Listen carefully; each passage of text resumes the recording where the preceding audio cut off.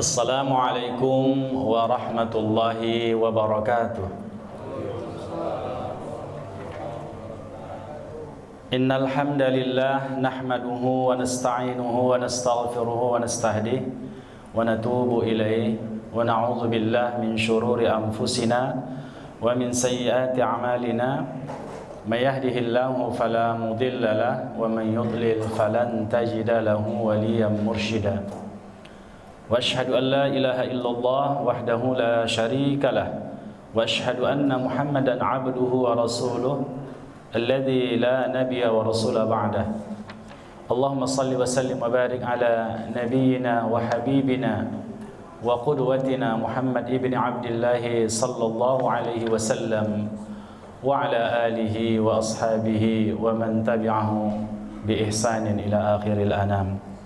Allahumma arinal haqqa haqqan warzuqna ittiba'ah wa arinal batila batilan warzuqna ijtinabah. Allahumma anzilir rahmata wal maghfirata wal afiyata was sihhata was salamata waz ziyadatal ilmi wat taqwa wal hidayata wat tawfiq alaina fi hadzal masjid fi hadzal majlis. Allahumma amin. Amma ba'd. Bapak-bapak dan ibu-ibu jamaah Masjid Al-Furqan yang dirahmati Allah Subhanahu wa taala, kita sama-sama bermohon kepada Allah semoga Allah memuliakan kita semua. A'azzani Allah wa iyyakum jami'a. Kita dimuliakan oleh Allah dengan dinul Islam. Kita dimuliakan oleh Allah dengan keimanan dan ketakwaan kepadanya. Salawat dan salam kepada qudwatuna sallallahu alaihi wasallam. Sekali lagi kita bermohon kepada Allah semoga Allah mempertemukan kita dengan baginda Rasulullah sallallahu alaihi wasallam fi haudin nabi, di telaga Nabi, dan juga di telaga Kautsar, di jannahnya Allah Subhanahu wa taala. Bapak-bapak dan ibu-ibu yang dirahmati Allah Subhanahu wa taala, ya, terima kasih sekali lagi yang banyak kepada jamaah masjid. Dan masjid ini satu masjid yang luar biasa sekali karena saya melihat menghimpun dari berbagai pemikiran, ya. Ada perspektif tasawuf, ada fiqh, ada juga ekonomi saya lihat, ya, dan lain-lain. Dan juga di-input ke media sosial, Pak. Alhamdulillah. Tapi saya melihat di antara yang kurang mendapat perhatian dari khalayak ramai justru kajian-kajian manhaj seperti ini. Ini karena kajian-kajian yang agak serius kan begitu. Ya. Ada yang saya lihat melihat 100 lebih, ya. Kemarin ada sekitar berapa ya? Hampir 100-an ya. Iya. Tapi yang lain-lain saya lihat luar biasa, ya. Artinya apa? Masjid ini dikenal di tengah-tengah kaum muslimin, ya, terutama di kota Medan ini. Tapi walaupun begitu, saya juga berusaha untuk bisa menjelaskan kepada kita semua dengan penjelasan yang gamblang dan walaupun temanya tema yang berat, reorientasi paradigma, menata kerangka berpikir kita, manhaj kita dalam beragama. Tapi saya rasa ini perlu bagi kita semua. Ini perlu bagi kita semua. Paling tidak ada alternatif pemikiran, ya. Ada alternatif pemikiran yang ditawarkan kepada kita di dalam beragama. Alternatif yang dimaksud adalah bukan kalau itu tak bisa baru ini, bukan itu maksudnya. Tapi adalah ini adalah sebuah manhaj yang mencoba untuk mengembalikan kita kepada kemurnian pemahaman dan amal-amaliyah kita. Dan kitab yang kita baca masih kitab yang sama, ya, Manhajut Talaqqi wal Istidlal Baina Ahli Sunnah wal Mubtadi'ah. Jadi temanya saja, tema kitabnya saja sudah sangat menggugah sekali, Pak, ya. Sebuah perbandingan, ya, antara manhaj Ahli Sunnah dan yang menyimpang dari Ahlus Sunnah wal Jamaah. Kalau pada pertemuan yang lalu kita membahas tentang muqaddimah pada sihhatu fahmin nusus, bagaimana pemahaman kita kepada nas itu bisa benar, kebenaran dalam memahami, kesahihan dalam memahami nas-nas, yaitu nas Al-Quran dan nas yang ada pada sunnah Nabi SAW. Bapak-bapak dan ibu-ibu yang dirahmati Allah, kemarin kita juga berjanji akan menghadirkan sebuah kitab ya, yaitu kitab Al-Muwafaqat, karya Al-Imam Asy-Syatibi ya. Tapi saya kelupaan tadi untuk membawanya, tapi ada beberapa poin yang masih saya ingat dalam kitab itu, dan juga dibantu dengan kitab ini masuk kita pada tema Al-i'timadu ala manhajis sahabah, yaitu berpegang kepada manhajnya sahabat. Kerangka berfikirnya sederhana saja, bahwasanya Islam itu kan agama Allah, artinya agama yang datang dari Allah, agama yang diridhai oleh Allah. Islam itu adalah nikmat, mencukupkan semua nikmat-nikmat yang telah Allah karuniakan kepada hambanya. Nikmat Allah berikan bumi ini untuk bisa kita diami. Di bumi ini semua yang kita butuhkan Allah tumbuhkan, Allah hidupkan, Allah karuniakan kepada kita. Apa yang paling kita butuhkan, paling mudah kita peroleh. Udara yang paling kita butuhkan, maka udara itu mudah kita peroleh. Air kita butuhkan, air itu mudah kita peroleh. Demikian juga makanan dan sebagainya. Inilah kesempurnaan sifat rahmannya Allah bagi makhluknya. Tapi Allah tidak saja menyediakan semua fasilitas itu, tapi menciptakan kita dengan kesempurnaan. Ahsanu taqwim, sebagus-bagus bentuk. Allah tidak saja menciptakan jantung kita untuk memompa darah ke seluruh penjuru tubuh kita, tapi juga Allah menciptakan kepada kita al-mukhu, otak, yang siap untuk merespon, menggerakkan semua anggota tubuh kita. Tapi tidak cukup hanya otak saja, akal saja. Allah ciptakan bagi kita qalbun, dalam pengertian fisik dan fisikis. Ada jantung yang bisa kita lihat dan jantung yang bersifat ghaib.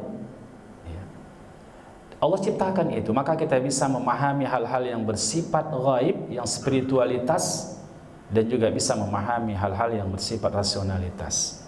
Itu nikmat Allah. Tapi Allah tak cukupkan hanya di situ saja. Maka Allah betul-betul menyayangi makhluknya. Allah turunkan Nabi dan Rasul untuk membimbing kita. Allah turunkan Al-Quran, Allah turunkan ayat-ayatnya untuk membimbing kita. Ini adalah nikmat yang luar biasa. Tidak saja itu ikhwah, bukan saja Al-Quran Allah turunkan sebagai guidance kita, sebagai pedoman hidup kita, petunjuk arah bagi kita, tapi Allah utus Rasul untuk menjelaskannya agar kita jangan salah paham. Allah turunkan Rasul itu mengucapkan, menafsirkan ayat-ayat Al-Quran. Tidak saja diucapkan oleh Nabi kita, tapi dipraktekkannya sepanjang umurnya dengan perilakunya.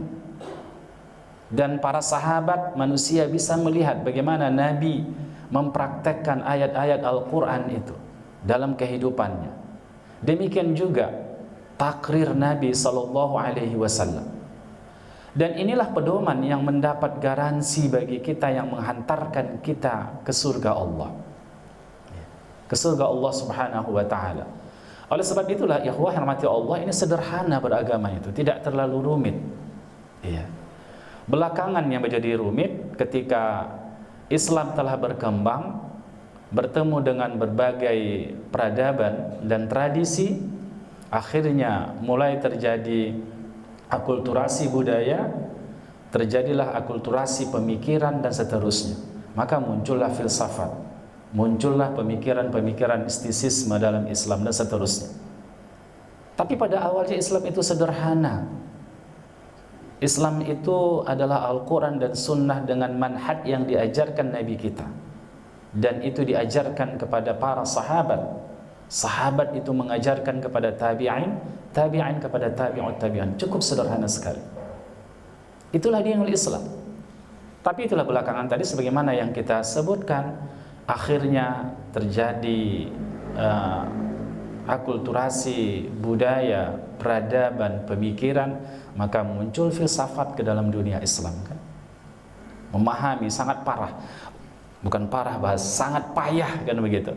Kalau kita belajar akidah dari ilmu kalam, ilmu kalam, ya, itu hanya bisa dipahami orang-orang yang cerdas. Kalau begitu orang awam tak perlu berakidah nampaknya. Kenapa? Memahami konsep-konsep itu bukan sederhana. Karena itu konsep-konsep yang berdasarkan kerangka logika filsafat. Banyak dipengaruhi oleh pemikiran filsafat. Dan filsafat itu filsafat pagan pula, paganisme, yaitu Yunani, penyembah berhala, Zeus. Jadi ikhwah mati Allah, maka sangat sukar memahami akidah. Sangat sukar memahami akidah. Oleh sebab itulah kalau kita kembali pada generasi awal, mudah memahaminya. Ketika Allah menurunkan Al-Quran, Allah, orang-orang ahlul kitab meminta tentang, menanya Nabi tentang bagaimana sifat, bagaimana Allah Subhanahu wa taala, maka Allah turunkan surah Al-Ikhlas. Qul huwallahu ahad, Allahu ahad.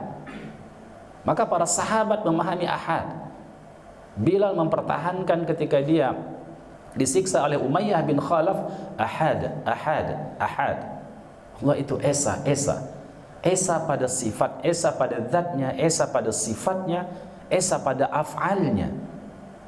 Sederhana sekali. Begitu juga Allah memperkenalkan dirinya dengan sifat Ar-Rahman dalam Al-Quran. Maka semua para sahabat memahami Allah itu bersifat Ar-Rahman. Allah berfirman, dia maha mendengar, sami'un basir, maha mendengar lagi maha melihat.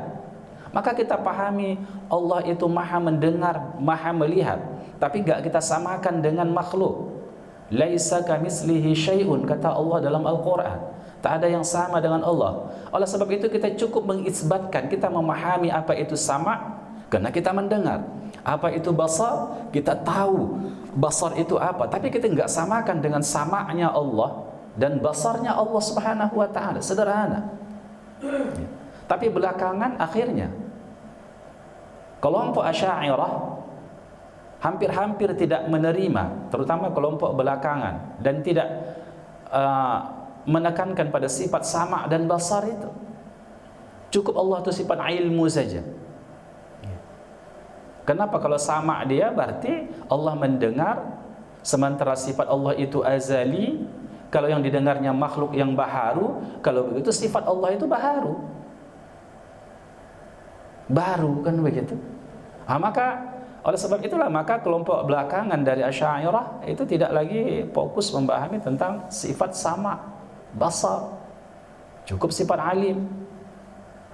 Jadi sukar untuk memahaminya.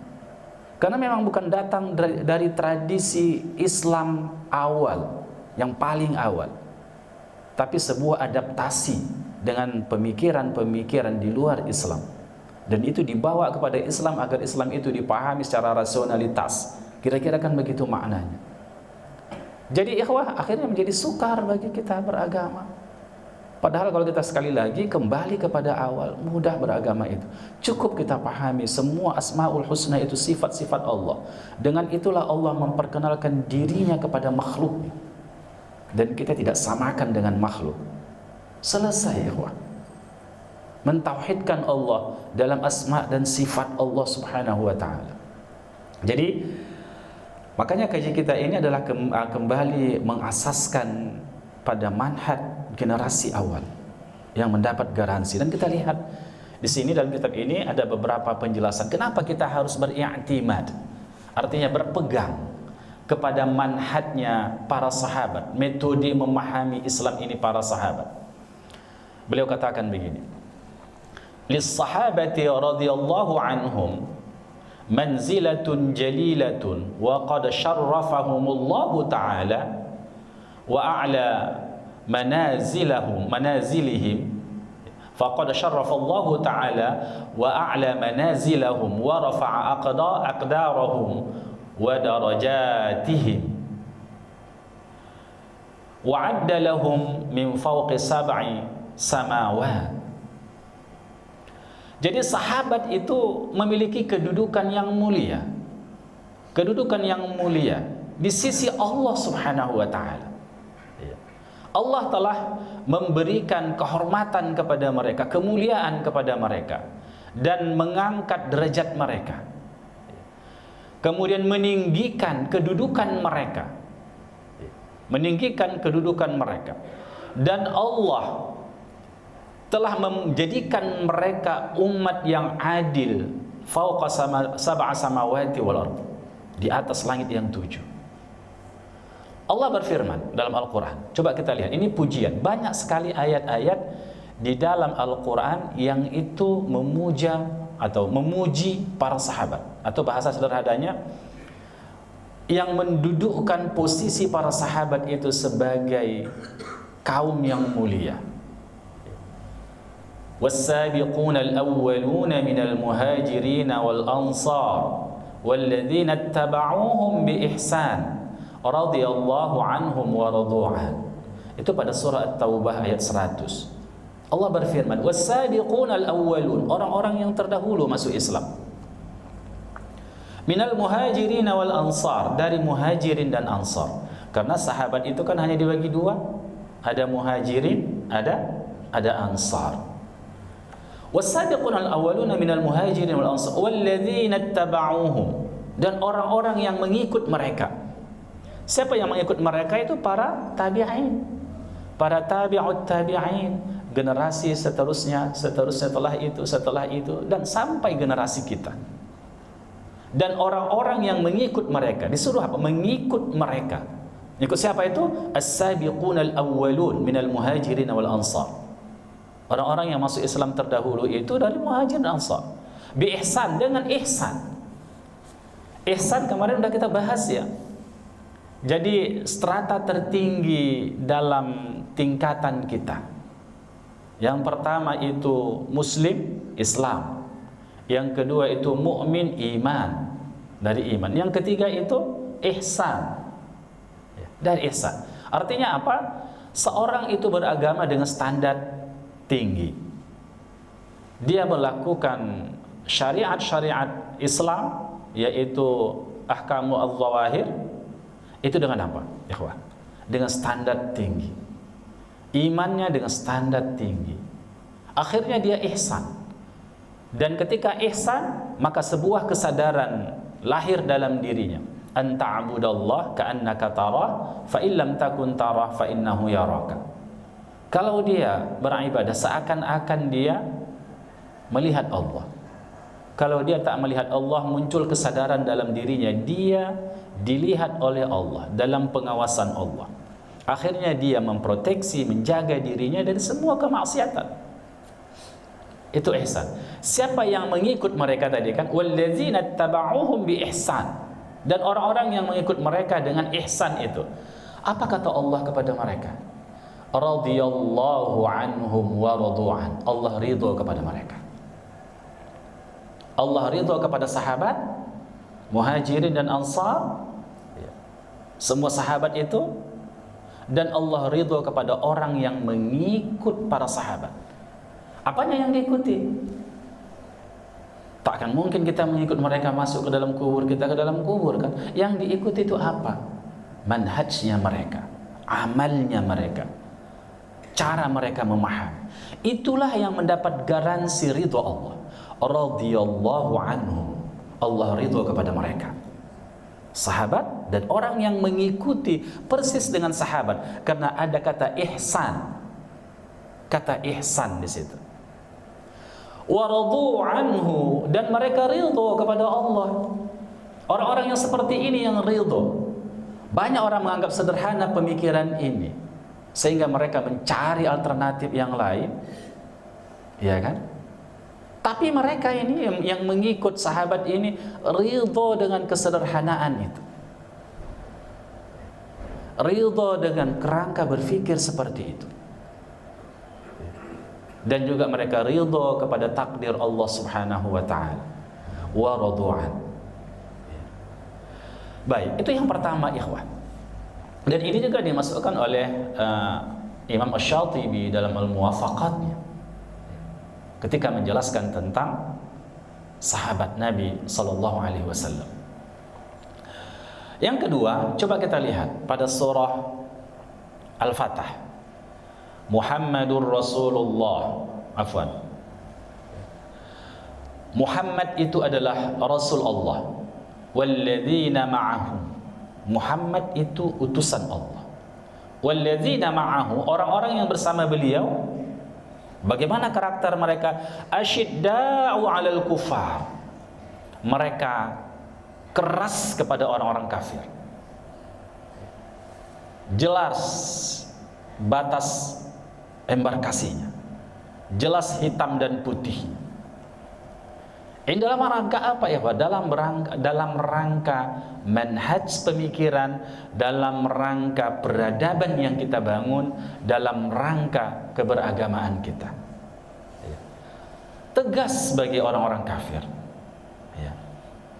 Ruhama'u bainahum, tapi saling mengasihi di antara mereka. Makanya dakwah itu salah satu bentuk kasih sayang, ikhwan. Dakwah itu adalah kasih sayang, walaupun kita dikoreksi ya, dikoreksi oleh para asatizah kita. Tapi sesungguhnya itu adalah sebuah bentuk kasih sayang. Ada orang menyelamatkan seseorang dari kelaparan, itu luar biasa kasih sayang. Tapi jauh lebih penting, ikhwah, ada orang yang menyelamatkan kita dari api neraka. Itu jauh lebih penting. Jadi mereka saling menyayangi. Tarahum ruk'an sujjadan yabtaguna fadlan minallahi wa ridwana. Engkau akan melihat mereka rukuk dan sujud. Maka karakter orang yang beriman di sini, orang yang bersama Nabi itu. Dan tadi ayat sebelumnya, orang yang mendapat ridha Allah itu karakter utamanya apa? Ruk'an sujjadan. Mereka rukuk dan sujud. Artinya mereka adalah orang-orang yang banyak rukuk dan sujud, orang-orang yang konsisten menyembah Allah Subhanahu wa taala. Ruk'an sujud. Yabtaguna fadlan minallahi wa ridwana. Apa yang mereka cari? Orientasi hidupnya apa? Mereka mencari karunia dan ridha Allah. Itu akhir kehidupan yang mereka inginkan. Itu tujuan hidup mereka. Semuanya ketika dia belajarnya itu mencari ridha Allah, karunia dan ridha Allah. Ketika dia berkeluarga menikah dalam rangka mencari karunia dan ridha Allah. Ketika dia semuanya orientasinya sama. Fadlan minallahi wa ridwan. Simahum fi wujuhihim min atharis sujud. Maka ada tanda dalam wajah mereka. Mereka dikenali dengan apa? Ada tanda di wajah-wajah mereka. Simahum fi wujuhihim min atharis sujud, dari bekas sujud. Dan ini maknanya, artinya begini. Kalau orang-orang yang saling menyayangi, orang yang mencari ridha Allah, orang yang mencari karunia dari Allah Subhanahu wa taala itu, maka mereka itu ada bekas sujud di wajah mereka. Artinya apa? Ada hitam-hitam? Tidak, bukan itu maksudnya. Yang hitam ini kan masalah apa? Masalah faktor pigmen kulitnya itu. Dan juga tentang sajadah kita. Kalau yang hitam-hitam ininya itu bisa diprediksikan tentang jenis kulitnya. Ada dokter kulit di sini? Iya kan? Yang kedua tentang bagaimana? Berarti sajadahnya agak keras. Iya kan? Sejadahnya kalau begini ya enggak hitam ini. Iya kan? Sejadahnya agak keras, artinya ekonominya sederhana kan begitu. Itu artinya. Iya. Antara dua lah itu, kalau tidak memang jenis kulitnya, dan yang kedua adalah sajadahnya. Sajadah mungkin apa namanya, yang ambal yang agak keras itu, kalau kita sujud agak menyucuk-nyucuk dia begitu. Iya kan? Hanya seperti itu, ikhwan. Rahmati Allah Subhanahu wa taala. Tapi ada kesannya, tapi intinya adalah di wajahnya itu nampak dia orang saleh. Nampak dia orang yang salat. Iya. Di wajahnya itu penuh kedamaian. Kan begitu. Artinya apa? Yang ditunjukkannya adalah karakter seorang muslim, seorang mukmin, seorang muhsin pada wajahnya. Ya. Zalika min asaris sujud, zalika masaluhum fit Taurah wa masaluhum fil Injil. Mereka itu sudah dijelaskan dalam kitab Taurat. Dan di kitab Injil juga menjelaskan karakter-karakter ini. Udah dijelaskan pada kitab-kitab sebelumnya. Jadi ikhwah, ini udah dijelaskan oleh Allah dalam Al-Quran. Bagaimana mereka? Orang yang bersama Nabi itu, walladzina ma'ahum, itu para sahabat. Mereka adalah orang yang tegas dengan orang-orang kafir. Nggak mencela-mencela. Ini kalau masalah keimanan tegas, nggak ada. Ini iman, ini kafir. Nggak ada apa namanya itu, kelabu-kelabu. Jelas. Kalau masalah keimanan sudah. Bukan berarti kita memusuhi orang-orang kafir, orang-orang non-muslim, menzalimi mereka. Justru itu dilarang dalam Al-Quran. Bahkan Nabi sampai-sampai mengatakan kalau kita menzalimi apa namanya itu ahlu zimmah, orang-orang non-muslim yang ada di negeri kaum muslimin, falaisa minni, kata Nabi, dia bukan umatku. Bayangkan itu. Tapi dalam masalah keimanan agama jelas sekali ada batas bagi kita, ada tembok bagi kita. Itu siapa itu? Itu para sahabat. Ini dipuji oleh Allah dalam Al-Quran. Kemudian Abdullah ibnu Mas'ud itu menjelaskan, ya, man kana minkum muta'asiyan falyata'assi bi ashabi Muhammadin sallallahu alaihi wasallam fa innahum kanu abarru hadhil ummah quluban. Siapa di antara kamu, siapa saja kamu, ini minkum ini bisa artinya lil bayan saja. Siapa saja kamu, kan begitu. Muta'assiyan, yang ikut, yang mau mengikut, yang menjadikan, yang mau mencontoh, gitu. Falyata'assi bi ashabi Muhammad, maka contohlah, ikutilah, rekamlah jejak siapa? Sahabat-sahabat Muhammad sallallahu alaihi wasallam. Siapa Ibnu Mas'ud? Dia seorang sahabat yang sangat dekat dengan Nabi sallallahu alaihi wasallam. Dia seorang anak yang tinggal bersama Nabi, di bawah asuhan Nabi Muhammad sallallahu alaihi wasallam. Dia orangnya cukup cerdas. Dia referensi ketika Nabi wafat bagi para sahabat, dan tatkala dia pindah ke Iraq, dia referensi orang-orang Iraq.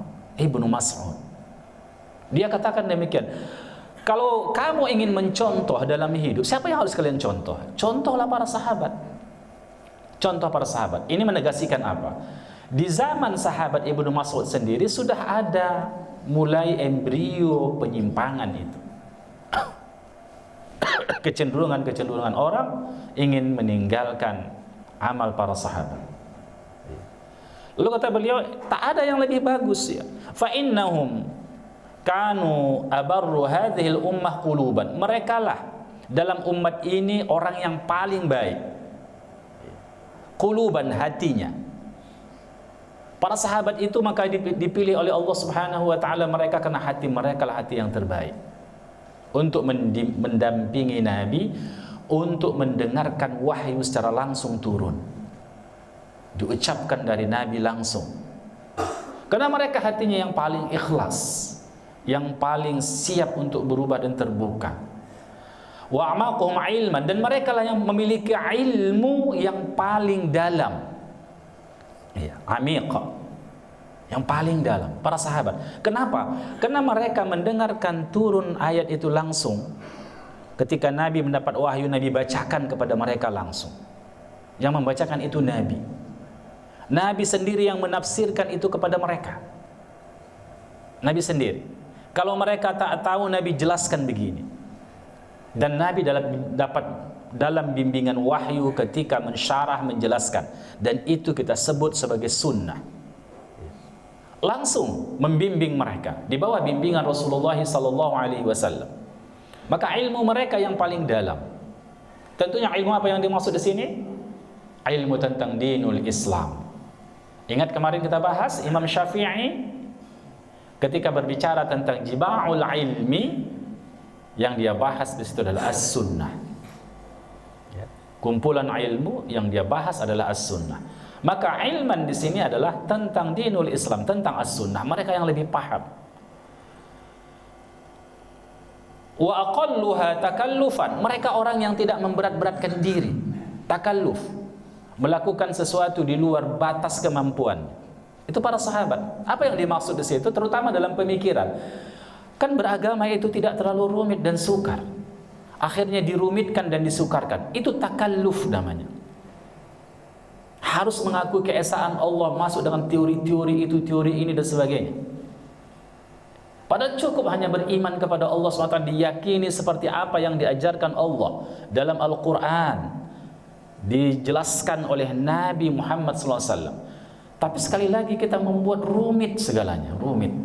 Berakidah itu rumit, harus hafal berapa sifat, iya kan? Seterusnya bagaimana ta'alluqnya lagi, ada ta'alluq suluhil qadim, tanjizi hadis. Akhirnya irwah.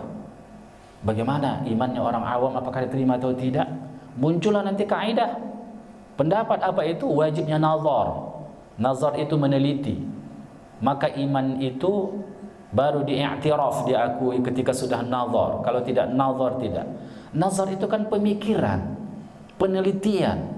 Apa semua orang harus mampu meneliti? Berpikir begitu. Kalau begitu yang bisa masuk Islam ini hanya orang standar-standar IQ tinggi atau orang-orang yang berpendidikan. Bagaimana dengan orang-orang awam? Di zaman Nabi bagaimana dengan orang-orang A'rabi? Apa mereka tidak layak untuk mentauhidkan Allah, beriman kepada Allah? Tidak, ikhwah. Jadi mereka tidak takalluf, tidak membeban-bebankan diri, memberat-beratkan diri dalam beragama. Apa yang diajar Rasul sudah amalkan. Kalau tinggalkan Rasul sudah tinggalkan. Iya kan? Tapi belakangan terlalu terlalu membeban-bebani diri kita dalam beragama itu. Akhirnya kita terjebak sendiri, sukar sendiri kita. Kita suka beramal karena tradisi sudah masuk dengan amal. Kalau ada kelahiran harus begini, begini, begitu. Kalau ada kematian harus ini, harus itu dan seterusnya. Berat jadinya. Padahal sunnah itu nggak begitu. Akhirnya kalau ada kematian mesti siapkan duit sekian. Kan begitu? Kenapa begitu? Karena banyak kali tradisinya. Jadi takalluf. Sahabat tidak begitu. Ikuti sunnah Rasulullah. Wa aqwamuha hadiyan, mereka orang yang paling lurus mendapatkan hidayah, yang paling teguh dalam menerima hidayah.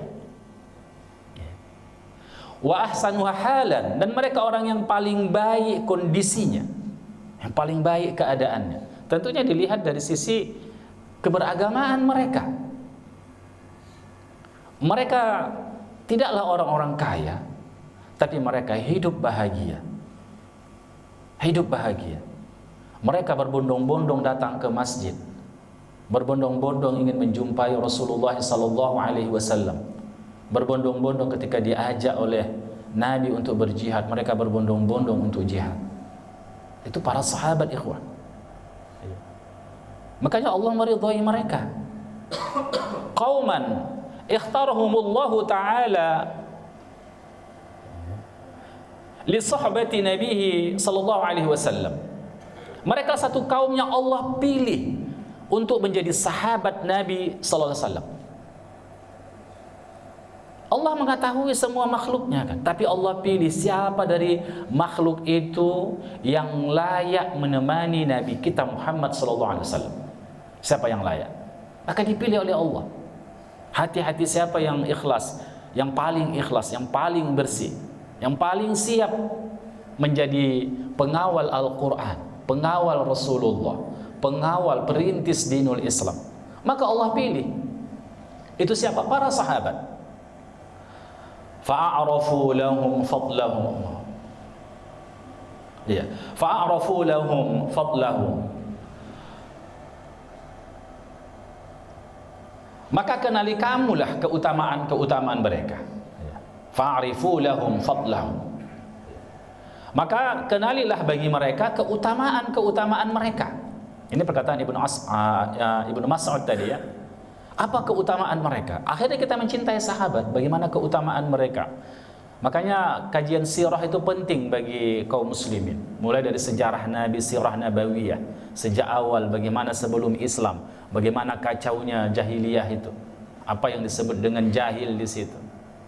Bagaimana perjuangan Nabi, kok bisa Nabi hidup di tengah-tengah masyarakat yang begitu jahiliyah, tapi dia seperti ikan di lautan. Airnya asin, dia tidak asin, kok bisa? Bagaimana para sahabat yang bisa keluar dari ikatan kuat tradisi itu? Kita ini kan diikat oleh lingkungan kita, tradisi kita, sukar keluar dari tradisi itu karena kuatnya ikatannya itu. Tapi bagaimana para sahabat bisa keluar dari itu? Itu kita baca dalam sirah nabawiyah. Bagaimana perjuangan berdarah-darahnya para sahabat. Baru kita sadar bagaimana mereka, ikhwan. Coba bayangkan, ibunya Ammar itu wafatnya seperti apa? Sumayyah. Dia ditombak dari selangkangannya, ibu itu kena mempertahankan Islam. Ditombak dari selangkangannya, tembus ke kepalanya. Tombak yang tajam itu. Bayangkan seorang wanita, makanya orang yang pertama syahid dari umat Muhammad itu seorang wanita. Maka wanita itu luar biasa, ibu-ibu. Keteguhan hatinya. Kalau mereka sudah pegang itu, luar biasa sekali. Dan saya juga melihat ya, kecuali di masjid kita ini alhamdulillah berimbang. Di mana-mana jamaah kajian sekarang ini banyak itu ibu-ibu. Iya kan? Ibu-ibu. Berapa ada kajian saya? Tapi di sini alhamdulillah ya, bapak-bapaknya luar biasa semangatnya. Memang nggak unik ini Al-Furqan ini ya, unik ini memang. Jadi ikhwah rahmati Allah Subhanahu wa taala, itu Sumayyah. Bagaimana suaminya? Yasir itu bagaimana?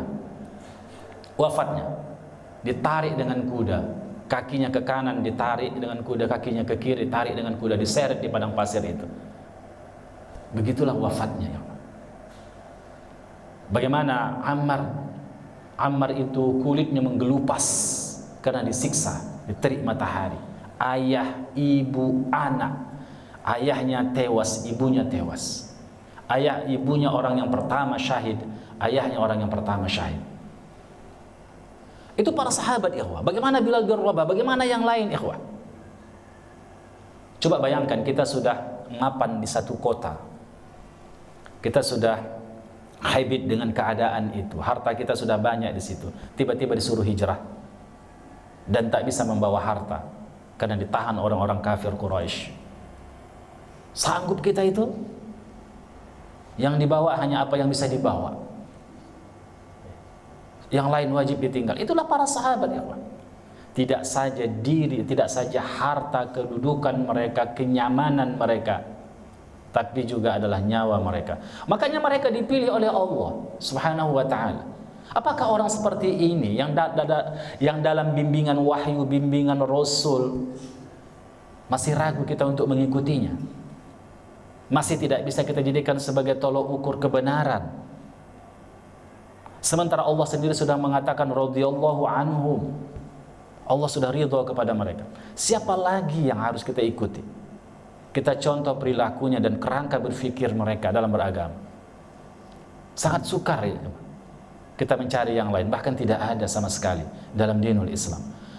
Kemudian wattaba'uhum fi atharihim. Yattabi'uhum wattabi'uhum fi atharihim, dan ikuti mereka pada jejak-jejak kehidupan mereka, jejak pemikirannya, jejak amalnya, jejak akhlaknya. Ikuti jejak mereka. Fa innahum kanu 'alal hudal mustaqim. Maka sesungguhnya mereka itu berada di atas petunjuk yang lurus. Petunjuk yang kita minta ketika kita salat. Ihdina as-siratal mustaqim. Tunjuki kami jalan mustaqim. Siratal mustaqim. Itulah jalan yang mereka tempuh. Agar apa? Agar kita bisa mengikuti jalan yang ada dalam surah Al-Fatihah itu. Kalau kita bertanya begini, apakah Islam itu hanya sebuah konsep? Hanya sebuah ide yang tidak aktus? yang tidak mengaktual, yang tidak pernah terjadi. Kan begitu. Hanya sebuah konsep-konsep, hanya sebuah ide-ide, gagasan-gagasan saja. Tidak, ikhwah.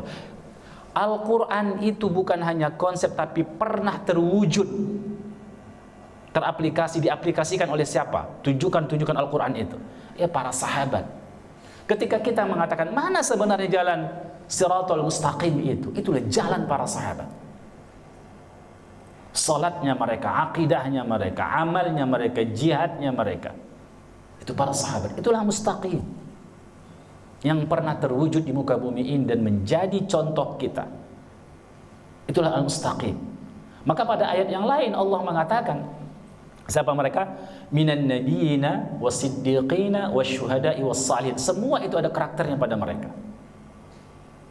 Para nabi, dan mereka mengikuti jejak-jejak para nabi. Mereka menyampaikan risalah. Karena ulama itu warasatul anbiya, pewaris para nabi. Kalau pewaris nabi, apa yang diwarisi mereka? Bukan dirham. Ya. Bukan dirham yang mereka warisi. Tapi yang mereka warisi apa? Ilmunya, risalahnya itu yang Allah berikan kepadanya, wahyu. Itulah yang diajarkan. Risalah itu. Itu yang diajarkan para sahabat. Maka Islam berkembang disebabkan dakwah mereka. Itu para sahabat. Sampai sekarang kita menikmati betapa indahnya Islam ini. Kita bisa menikmati. Makanya umat Islam itu nggak ada yang stres, yang berlebihan, seyogyanya. Kenapa? Karena mereka telah mengenal Rabbnya. Yang memperkenalkan itu Allah sendiri melalui Rasulnya, dan diajarkan para sahabat. Semua sifat kesempurnaan ada pada Allah Subhanahu wa ta'ala. Maka tatkala kita dalam keadaan fakir dan miskin, kita mengatakan Allah itu ghani dan dia bersifat Razzaq, maka kita punya harapan untuk mendapatkan rezeki pada waktu-waktu yang akan datang. Karena dia bersifat Razzaq, dan Razzaqnya Allah adalah maha sempurna. Ya. Baik, kita lanjut sedikit lagi ya Pak ya, biar ada batasan kajian kita. Qala Muhammad ibn Hazm, faman akhbarana Allah azza wa jalla annahu alima ma fi qulubihim wa radiya anhum wa anzala as-sakinata alaihim fala yahillu li ahadin at-tawaqquf ya an amrihim aw shakk fihim albattah. Jadi kata beliau, Allah Subhanahu wa taala telah memberitakan dan Allah mengetahui hati-hati mereka. Allah mengetahui hati para sahabat. Annahu alima ma fi qulubihim, apa yang ada dalam hati mereka. Allah tahu. Wa radiya anhum, dan Allah ridha kepada mereka. Wa anzala as-sakinata alaihim, Allah turunkan ketenangan batin pada mereka, sakinah. Mereka tenang, aman, settle dalam menerima Islam dan mengamalkan Islam itu. Fala yahillu, maka tidak halal li ahadin, bagi seseorang pun, at-tawaqquf ya an amrihim, itu berada mengambil selain dari ihwal mereka atau ragu tentang mereka. Enggak halal kita meragukan mereka. Makanya muncullah kaidah dalam kajian ilmu hadis, as-sahabah kulluhum udul. Sahabat itu semuanya adil. Semuanya adil. Karena hati mereka adalah hati yang sangat jernih, dan Allah sudah menggaransikan itu. Dan karena itulah ikhwah mati Allah Subhanahu wa ta'ala, maka ya, para sahabat itulah mereka fafihim takallamar rasul, mereka berkata-kata dengan Rasul. Mereka tahu apa yang diucapkan Rasul. Wa alaihim nuzilal kitab, dan karena mereka itu diturunkan Al-Quran. Banyak di antara mereka yang menjadi asbabun nuzul, sebab-sebab turunnya ayat. Sahabat itu menjadi sebab turunnya ayat. Kemudian maka mereka itu adalah fahum a'lamun nasi bimuradillahi ta'ala. Maka mereka adalah orang yang paling paham, a'lamun nasi, orang yang paling paham bi muradillahi ta'ala, apa yang dikehendaki oleh Allah dengan ayat-ayat yang Allah turunkan. Wa muradi rasulihi sallallahu alaihi wasallam, dan hadis-hadis yang diucapkan oleh Nabi, yang diamalkan, yang dilakukan oleh Nabi. Khassatan ba'da an kasratil bid'ah, terutama setelah menyebarnya bid'ah-bid'ah, yaitu amalan-amalan, keyakinan-keyakinan yang tidak berasas dari Al-Quran dan Sunnah itu sendiri. Wa qallal ilmu, terutama ya, dan sedikitnya ilmu. Ilmu apa yang dimaksud di sini? Kembali lagi pada generasi awal tentang bukan definisi ilmu secara umum. Ma'rifatul ma'lum ala ma huwa alaih, mengetahui sesuatu itu sesuai dengan hakikatnya, bukan hanya itu ikhwah. Tapi ilmu itu as-sunnah. Ya, al-ilmu as-sunnah. Karena itulah ilmu untuk menafsirkan Al-Quran, dasar menafsirkan Al-Quran itu as-sunnah. Baru setelah itu. Terutama kapan? Ketika ilmu itu sudah berkurang, ya, sudah sedikit. Wa fasadatil fuhum, dan rusaknya pemahaman manusia. Wa hajaratis sunnah, dan sunnah telah ditinggalkan. Ikhwah, begini, ada satu kata kunci yang kita pahami bersama di akhir kajian kita hari ini. Kata kunci itu adalah sebuah hadis Nabi menegasikan bahwasanya Islam ini tidak lagi murni, dan itulah yang berkembang. Bada al-Islamu ghariban fasayaudu ghariban kama bada'a fatuba lil ghuraba. Awalnya Islam itu gharib, asing, aneh menurut manusia.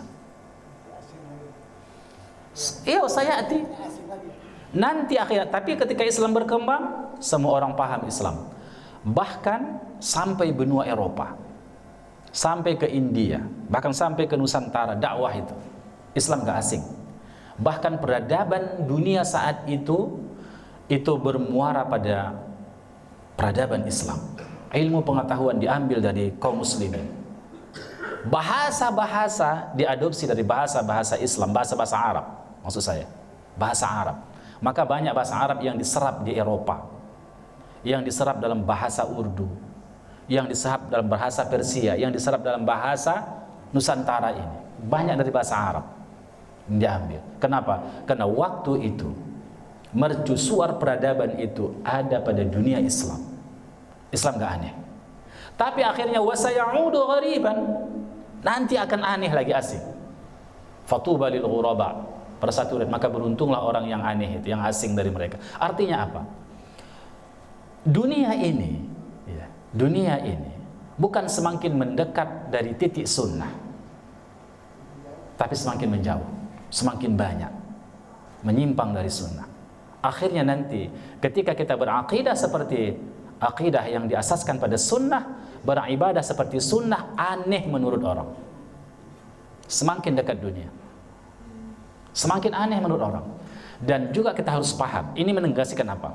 Semakin hari, semakin tahun, bid'ah akan semakin masif terjadi. Tahun ini muncul bid'ah ini, tahun depan muncul bid'ah ini, tahun depan muncul. Akhirnya apa? Deviasi dalam agama yang tidak terbatas lagi. Syukurlah ada ustadz-ustadz ulama-ulama kita yang mendakwahkan kembali murnikan ini, kembali murnikan. Dan itu adalah bentuk kasih sayang, walaupun orang menganggap ini ada bentuk cercaan kadang-kadang. Tetapi sesungguhnya ikhwah rahmati Allah Subhanahu wa taala, Islam bukan menutup ruang kita untuk berpikir, tidak, tapi ada ruang pemikiran, ada ruang ketundukan kepada nas. Apalagi dalam perkara-perkara ghaib yang akal tidak bisa mencerapnya, tidak bisa memastikannya, semua spekulasi, itu akal. Maka yang tahu tentang yang ghaib itu adalah yang mengetahui, yang menciptakan yang ghaib, yang mengetahui yang ghaib. Siapa itu? Allah Subhanahu wa taala. Maka dalam perkara, termasuk perkara mana ibadah yang diterima oleh Allah, cara-caranya, mana yang tidak, maka kembalilah kepada standar awal itu, yaitu wahyu, penjelasan dan amalnya para sahabat Nabi SAW. Semoga saja ya ini menjadi sebuah gambaran bagi kita, kesadaran bagi kita, terutama ustadznya juga. Karena memang easy to say, hard to do ya. Kalau kita berinteraksi dengan manusia, masyarakat, mudah kita ucapkan, tapi ini konsep yang cukup payah untuk diamalkan. Di tengah-tengah kita melihat Islam itu sudah agak-agak gharib sedikit. Tapi alhamdulillah di masjid kita dan di Medan ini insya Allah masih baik-baik saja kan begitu ya. Tapi walaupun tidak baik-baik saja kan begitu. Baik, demikian saja. Mungkin ada pertanyaan dari kita. Silakan Bapak dan Ibu yang rahmati Allah. Tertarik dari Ustaz mengatakan bahwa Islam ini kan awalnya kan cukup sederhana. Iya. Jadi sekarang begini, akhir-akhir kan kita tuh ada mengatakan Allah wa Rasul wa bil amri kan. Iya. Patuhlah kepada Allah, patuh kepada Rasul dan patuh kepada pemimpin. Iya. Dari pemimpin yang bagaimana yang harus kita patuh? Ada kelompok-kelompok di antara salah satu di antaranya katakan bahwa kalau tidak kelompok itu tidak ikut dengan dia itu tidak ini Iya. problem. Iya betul. Saat ini mohon penjelasan dulu. Iya, baik. Ini pertanyaan yang luar biasa sekali ya. Dan pertanyaan ini adalah pertanyaan problem kita semua hari ini. Jadi dalam Al-Quran Allah berfirman, Ya ayyuhalladzina amanu ati'u Allah wa ati'ur rasul wa ulil amri minkum fa in tanaza'tum fi syai'in farudduhu ila Allah war rasul in kuntum tu'minu billahi wal yawmil akhir dzalika khairun wa ahsan ta'wila. Wahai orang-orang yang beriman, taati kamu Allah dan taati Rasul. Ati'u Allah wa ati'ur rasul wa ulil amri minkum. Ini tiga hal. Pertama, mentaati Allah. Itu diawali dari kata wa ati'u Allah. Ya ayyuhallazina amanu ati'u Allah, taati kamu Allah. Yang kedua, wa ati'ur rasul. Diulang lagi wa ati'ur rasul. Ini jarang dalam bahasa Arab ya. Ini mentaukidkan ketaatan itu. Wa ati'u Allah wa ati'ur rasul. Tapi yang ketiga, wa ulil amri minkum, tanpa wa ati'u. Tapi diatafkan dengan waw lil mutlaqil jam'i dalam bahasa Arab itu. Artinya apa?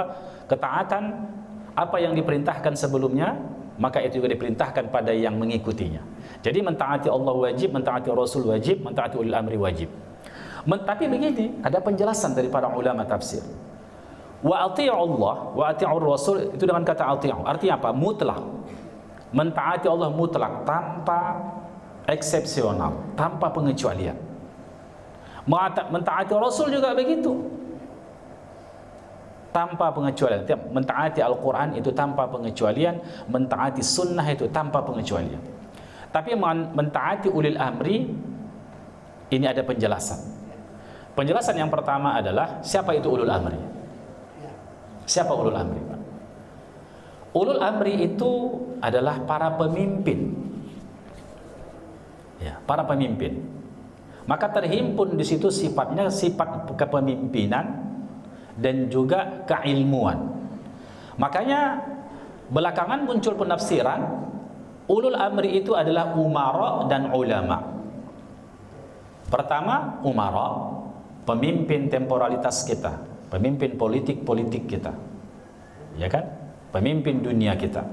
Yang kedua, ulama, pemimpin dalam keagamaan dalam pengertian ulama-ulama kita yang mencerahkan kita. Ini dua. Maka taati pemimpin itu, taati ulama.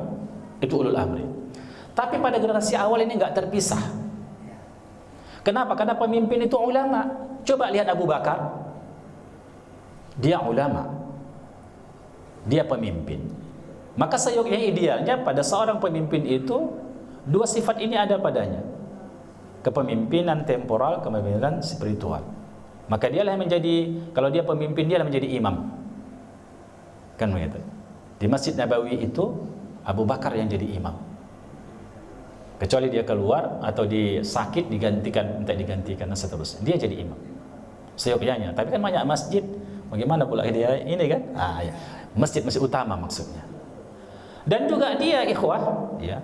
Dia memiliki sifat kepemimpinan, dia hadir di medan perang, kemudian dia memiliki ilmu. Umar begitu juga. Berhimpun padanya dua sifat itu. Utsman demikian juga, Ali demikian juga.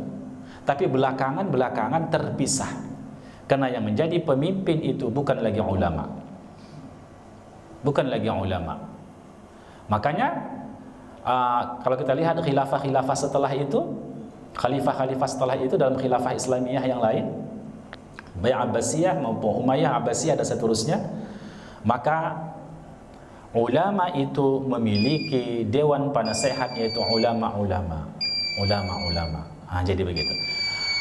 Siapa mereka yang menjadi umara itu? Yang sah menjadi ulama, yang sah untuk menjadi pemimpin. Yang kata Imam Ahmad kalau ditanya siapa pemimpin kalian secara umum kepada rakyat, si fulan, itulah pemimpin yang sah, bukan yang tidak sah.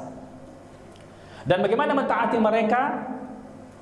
Wajib hukumnya mentaati mereka, kecuali dalam hal bermaksiat kepada Allah.